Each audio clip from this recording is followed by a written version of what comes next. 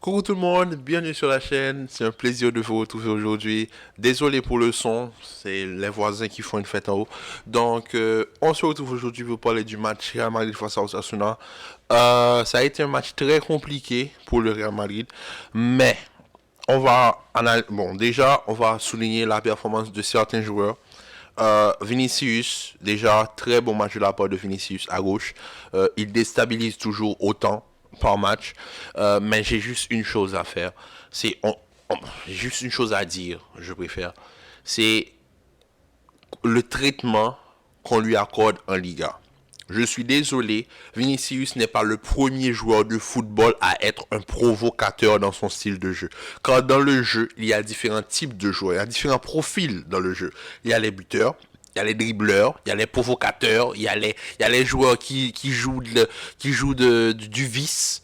Ok, qui jouent avec du vice, qui sont là, qui te piétinent, qui te taquinent, qui te poussent, qui te dit, qui se ça. Mais là, il y a un arbitrage contre Vinicius. Je sais pas si vous êtes d'accord avec ce que je dis là actuellement, mais Vinicius, on va dire que quand l'arbitre prend une décision par rapport à une action ou qui implique Vinicius, l'arbitre va toujours dans le sens du défenseur qui au fait commet la faute sur Vinicius. Moi, j'ai une chose à dire. Déjà, il y a un match qui m'a, on va dire, marqué dans la saison. C'est Real Madrid, Mallorca. Et le défenseur Maffeo. Ce que Maffeo a fait face à Vinicius, c'était pas normal. Et ça s'est reproduit aujourd'hui. Avec le côté droit de Osasuna, ils ont complètement martyrisé Vinicius sur le côté gauche. Peu importe l'action qu'il y avait, il n'y avait jamais faute pour Vinicius. C'était toujours contre Vinicius. Donc, Vinicius peut être provocateur, mais Vinicius ne simule pas. À la différence de. On va dire, pour aller dans un sens, moi, je ne nomme pas d'équipe, mais quand Neymar jouait au Barça, Neymar simulait beaucoup. OK? Mais Neymar avait toujours des fautes envers lui. Et je n'avais jamais vu que autant de défenseurs allaient affronter Neymar quand Neymar simule beaucoup. On est d'accord? Et ça arrive au PSG, même en France. C'est pour ça que les arbitres, même en Europe, ont tendance à un petit peu prendre Neymar, voilà, pour un simulateur. Donc il y a peu de fautes, très peu de fautes, mais aussi il y a énormément de fautes sur Neymar. C'est la même chose. Mais Vinicius, lui, il ne simule pas. Il y a vraiment faute sur lui. Mais moi, je dis, mais en première période, la première période, c'est un match de boxe. On va pas se mentir. Ensuite, en retour de deuxième période, l'intensité qu'Osasuna a mis, c'est pas une. Et c'est pour ça que je vous dis, les championnats locaux, oui, sont intéressants, mais l'intensité qu'ils ont mis là, en deuxième période, c'était du haut niveau. Et bravo à Osasuna pour le match. Juste qu'ils donnent trop de coups.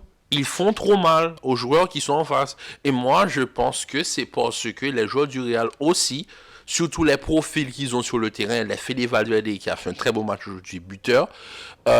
Kamavinga, c'est le profil, c'est-à-dire énormément d'intensité. Ça force, je pense, ton adversaire à jouer un petit peu physique avec toi, afin d'essayer de te contrer. Je peux comprendre.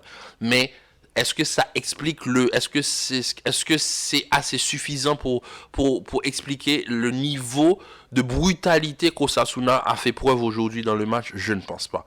Mais quand même, le Real s'en sort 2-0, qui aurait dû être 3-0, car pour moi, le hors-jeu sur le but de Vinicius, il n'est pas hors-jeu. Alvaro Gomez est aligné par rapport au défenseur qui couvre complètement le hors-jeu. Donc, et moi, je dis une chose.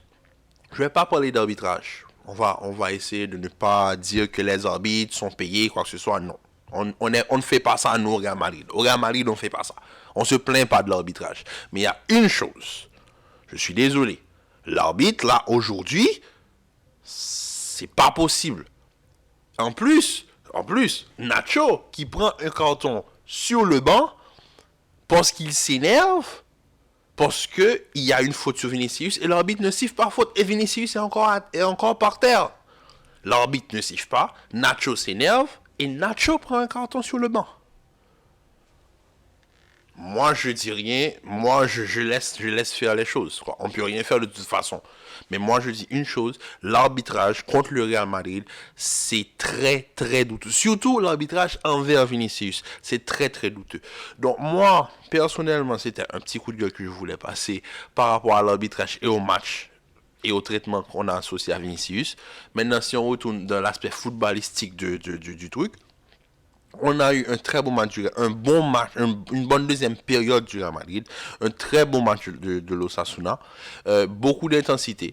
Le retour de Thibaut Courtois qui fait bien, qui fait du bien à l'équipe aussi. Je pense que mentalement aussi, c'est plus, tu joues plus sereinement quand tu sais que tu as Thibaut derrière que Lounine. Non pas que Lounine est un mauvais gardien, mais l'expérience que Thibaut a en étant pour moi le meilleur gardien de l'année dernière du monde fait que quand tu joues, tu peux te libérer un tout petit peu plus en attaque. En défense, on a eu un très beau match défensivement parlant du Real Madrid. Militao, solide. Rudiger, solide. Alaba sur le côté gauche, bon. Vous savez, parfois, quand on mise sur la lecture du jeu comme Kamavinga le fait quand il joue à gauche, dans certains matchs, surtout des matchs à haute intensité comme le match d'aujourd'hui, je pense que Kamavinga à gauche aurait été mieux que Alaba à gauche. Parce que, comme je vous dis, Alaba est bon, mais quand il y a une attaque où le joueur essaie de prendre de vitesse, Alaba a tendance à défendre comme un défenseur central. Et c'est pour ça que je vous dis, moi j'aurais plus tenté de le mettre en 6, avoir la stabilité et le type, le mode, on va dire, la manière de défendre d'un défenseur central peut être facilement utile au poste du numéro 6. À la différence d'un défenseur central qui défend au poste de latéral, qui a tendance à un petit peu à reculer et à se faire aspirer sur certaines attaques. Donc, parce que il fait face à des joueurs beaucoup plus rapides que les attaquants de pointe, parce que les ailiers sont 2 fois plus rapides que les attaquants la plupart du temps. Donc, moi, je dis une chose, c'est que au milieu de terrain, il y a eu tout. Il y a eu l'intensité. Juste un match un petit peu moyen de la part de Luka Modric, mais à part ça, tout était bon au milieu de terrain. C'était pas parfait, mais tout était bon. Le trio d'attaque, à part Rodrigo qui était bon dans les combinaisons, mais à part ça, on l'a pas vraiment vu. Quand je vous dis, Rodrigo, c'est plus ce joueur qui joue avec un 9. C'est pas le 9 pur. Donc, dans les combinaisons, oui, on arrivait à le trouver, mais c'était un petit peu, voilà quoi, limite et approximatif un petit peu dans le jeu. Mais quand même, ça n'empêche que le Real Madrid a pu marquer. Et moi, je dis une chose, par rapport aux jeunes, les Arribas et Alvaro Gomez, je pense que ces joueurs-là devraient jouer beaucoup plus. Quand aujourd'hui, regardez Alvaro Gomez aujourd'hui. Il rentre en moins de peut-être 10, 4 ou 6 minutes. Il te délivre 2 passes décisives, dont une passe qui a été annulée pour un hors-jeu qui n'existe pas à mon avis. Quand je vous dis, le défenseur couvre complètement Alvaro Gomez de l'autre côté du terrain.